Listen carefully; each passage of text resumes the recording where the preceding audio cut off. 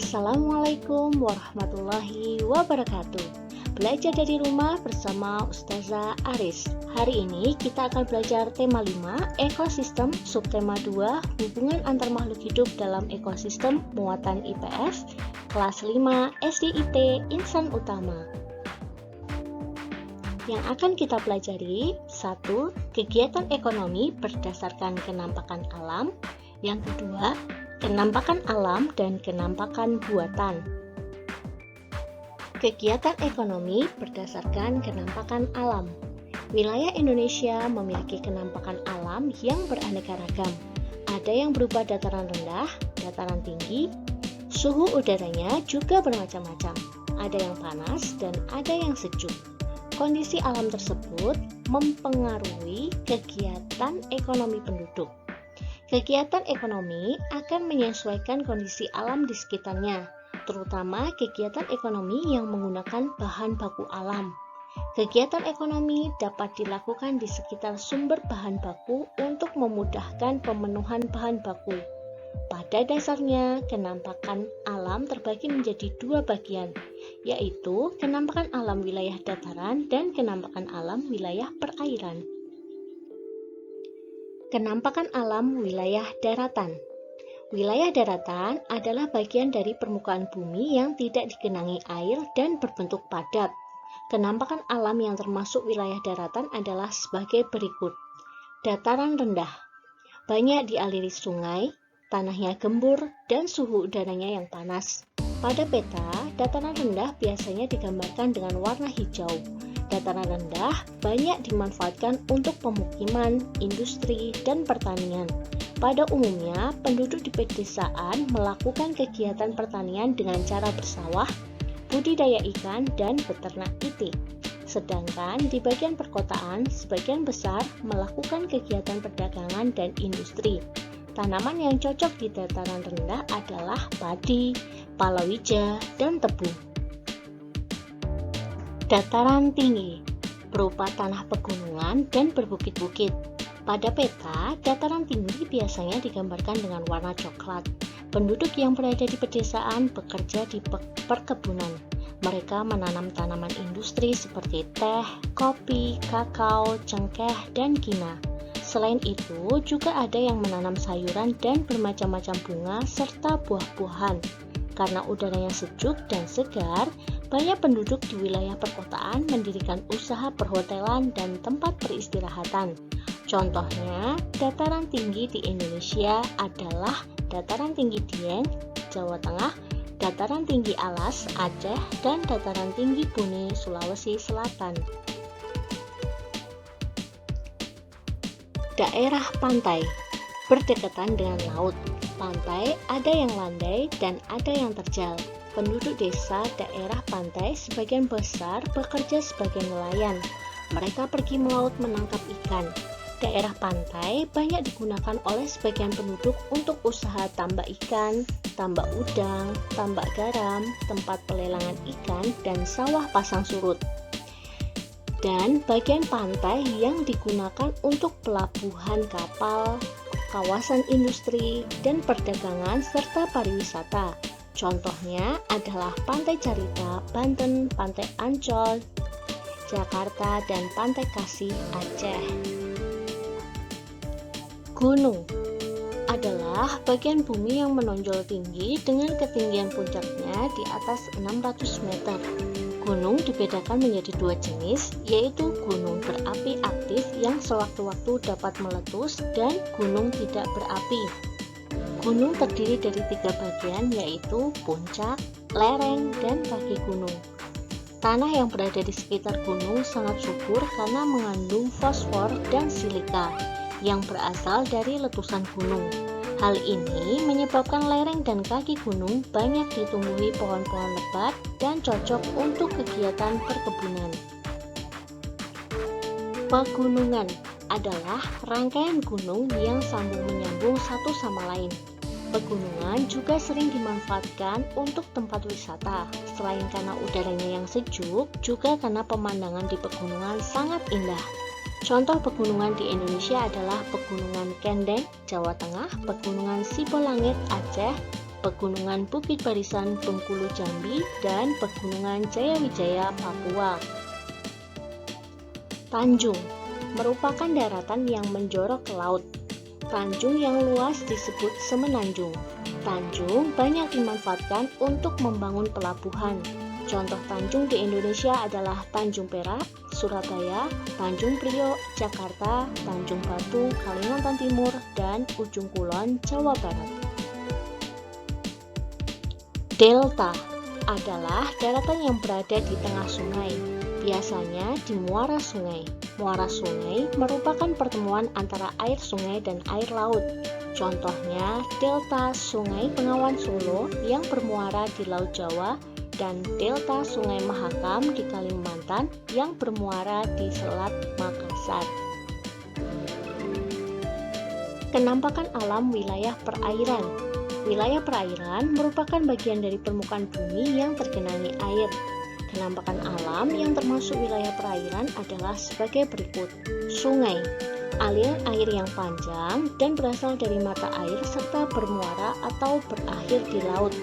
Sungai banyak digunakan untuk sarana transportasi dan irigasi.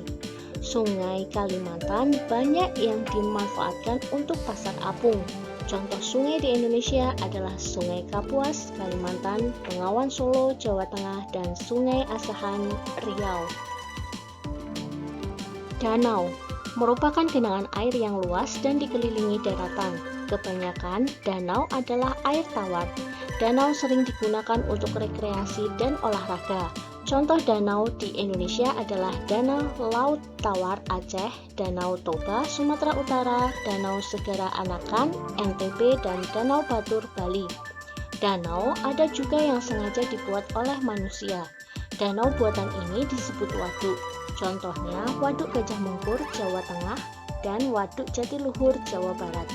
Waduk biasanya digunakan untuk pengairan, pembangkit listrik, dan rekreasi. Laut merupakan perairan yang luas dengan ciri airnya asin. Laut banyak yang menghasilkan berbagai jenis ikan, udang, kerang, serta rumput laut.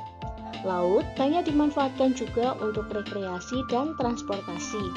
Laut yang sangat luas disebut samudra. Contoh laut di Indonesia adalah Laut Jawa, Laut Banda, dan Laut Sulawesi. Sedangkan contoh samudra adalah Samudra Hindia dan Samudra Pasifik. Selat adalah laut sempit antara dua pulau. Selat ada yang dibuat oleh manusia. Selat buatan disebut terusan atau kanal. Selat sering digunakan sebagai jalur transportasi air antar pulau. Contoh selat adalah Selat Sunda antara Pulau Jawa dan Pulau Sumatera, dan Selat Bali antara Pulau Jawa dan Pulau Bali. Teluk merupakan laut yang menjorok ke daratan. Teluk di Indonesia sangat banyak. Teluk banyak dimanfaatkan untuk pelabuhan dan tempat wisata. Contoh teluk di Indonesia adalah Teluk Penyu, Teluk Semarang, Teluk Cendrawasih, dan Teluk Bone. Rawa merupakan daerah yang digenangi air dan tanahnya berlumpur. Rawa biasanya terdapat di daerah pantai. Keberadaan rawa sangat penting, yakni mencegah dari kerusakan atau pencemaran lingkungan. Karena memiliki manfaat yang besar, rawa harus dijaga kelestariannya. Kenampakan alam dan kenampakan buatan di Indonesia. Pulau-pulau di Indonesia memiliki kenampakan yang berbeda-beda. Hal ini dikarenakan permukaan bumi yang dipengaruhi oleh air, tanah, dan udara. Kenampakan tersebut meliputi kenampakan alam dan kenampakan buatan. Kenampakan alam sudah terbentuk secara alami dan bisa dimanfaatkan manusia seperti gunung, danau, hutan, laut, pantai, dan sungai. Sementara, kenampakan buatan sengaja dibentuk manusia untuk memenuhi kehidupan dan kebutuhan, seperti bandara, pelabuhan, laut, perkebunan, tempat wisata, stasiun kereta, candi, dan lainnya. Provinsi-provinsi di Indonesia mempunyai kenampakan alam dan buatan yang berbeda-beda. Provinsi DKI Jakarta mempunyai banyak kenampakan buatan seperti stasiun kereta, stasiun MRT, stasiun bus, bandara, pelabuhan laut, pusat-pusat perbelanjaan, gedung-gedung, perkantoran, dan lain sebagainya. Sementara Sumatera Barat terkenal dengan banyak penampakan alam seperti Ngarai Siana, Gunung Kerinci, Bukit Barisan, Danau Singkara, Danau Maninjau, dan Teluk Bayur.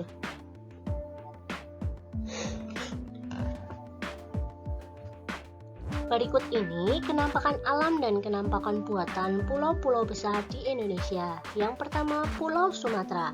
Kenampakan alam di Pulau Sumatera antara lain Taman Nasional Gunung Leuser, Gunung Sinabung, Gunung Marapi, Lembah Harau dan Anai, Dataran Tinggi Rejang dan Bukit Lebang, Sungai Musi, dan Danau Ranau.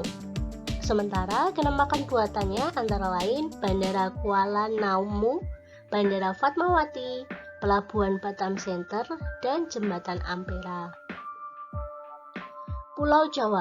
Kenampakan alam yang ada di Pulau Jawa contohnya ada Gunung Galunggung, Gunung Gede Pangrango, Gunung Slamet, Lembah Dieng, Sungai Ciliwung, Pantai Warna dan Anyer, Pantai Parangtritis, dan masih banyak yang lain. Contoh kenampakan buatan di Pulau Jawa antara lain Candi Borobudur, Jembatan Suramadu, Waduk Jatiluhur, Perkebunan Teh, Pelabuhan Tanjung Perak, dan Bandara Soekarno-Hatta. Kenampakan alam Pulau Kalimantan contohnya Gunung Saran, Gunung Niut, Sungai Kapuas, Sungai Melawi, Lembah Kahung, Bukit Lintang, dan Danau Sentarum. Contoh kenampakan buatan di Pulau Kalimantan antara lain Bendungan Riam Kanan, Bandara Panurung Palangkaraya, Pelabuhan Pontianak, Pertambangan Batu Bara Sangatta, dan kawasan industri Mandor. Contoh kenampakan alam yang ada di Pulau Sulawesi ada Gunung Kelabat, Gunung Lokan, Gunung Randangan, Lembah Rama, Dataran Tinggi Penteng, Bukit Bone, Sungai Palu, Dataran Rendah Maros, dan Jeneponto, Pantai Tanjung Bira. Sementara contoh kenampakan buatan di Pulau Sulawesi antara lain Bandara Sultan Hasanuddin di Ujung Pandang, Benteng Ujung Pandang, Terminal Latambaga, Bendungan Lodongi, kawasan industri Morowali. Contoh kenampakan alam Pulau Papua yaitu Gunung Trikora, Puncak Jaya, Puncak Mandala, Sungai Digul, Lembah Baliem, Bukit Teletubbies, Dataran rendah pesisir bagian selatan Papua, Pantai Teluk Tritan. Sementara contoh kenampakan buatan Pulau Papua antara lain Bandara Sentani, Bandara Wamena, pertambangan PT Freeport, dan kawasan industri perikanan Mimika. Kenampakan alam dan buatan di setiap wilayah berbeda-beda. Hal ini berpengaruh pada sumber daya alam yang dimiliki setiap wilayah. Wilayah pegunungan yang sejuk akan banyak menghasilkan usaha di bidang pertanian, peternakan, dan wisata. Wilayah pantai yang panas akan menghasilkan usaha pelelangan hasil laut, ikan asin, dan garam. Wilayah dataran rendah akan menghasilkan usaha industri dan jasa pelayanan masyarakat seperti pabrik-pabrik, pusat pemerintahan, perbankan, dan pusat perbelanjaan modern.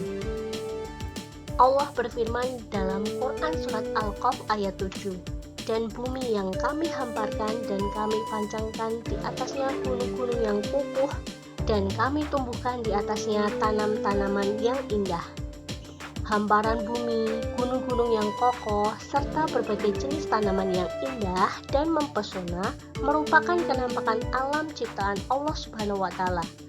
Kenampakan alam tersebut merupakan anugerah yang berharga bagi manusia.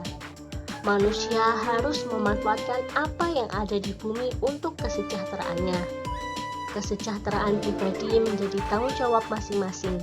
Akan tetapi, tidak boleh merugikan kepentingan orang banyak atau merusak kenampakan alam.